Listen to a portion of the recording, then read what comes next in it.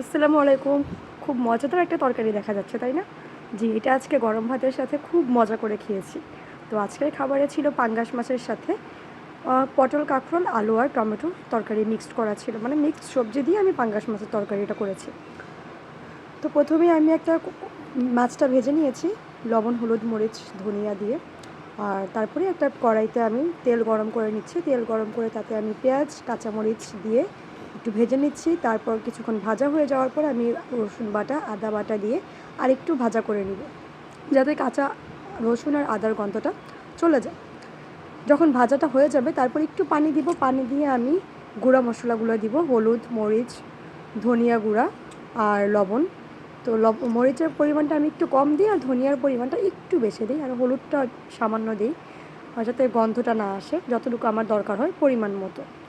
তো তারপর আমি মশলাটা কষিয়ে নিচ্ছি যতক্ষণ না মশলা থেকে তেলটা আলাদা হয়ে আসছে। মশলা থেকে তেলটা আলাদা হয়ে আসার পরে আমি একটু পানি দিয়ে নিচ্ছি, কারণ এখন আমি এই মশলাটার মধ্যেই আমার সবজিগুলোকে কষিয়ে নিব।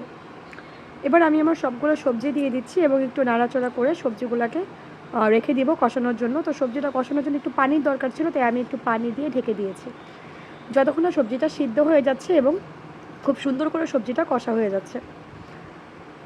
তো তারপরে আমি কিছুক্ষণ অপেক্ষা করলাম। দেন আমার সবজিটা সিদ্ধ হয়ে যাওয়ার পরেও দেখলাম আমার আরেকটু সিদ্ধ হওয়া দরকার। আমি আরেকটু পানি দিয়ে সবজিটাকে সিদ্ধ করে নিলাম এবং সব শেষে আমি আমার মাছগুলো দিয়ে দিচ্ছি তরকারিতে। তারপর একটু পানি অ্যাড করে দিচ্ছি, যতক্ষণে বেশি করে ঝোল করে অ্যাড করে দিচ্ছি।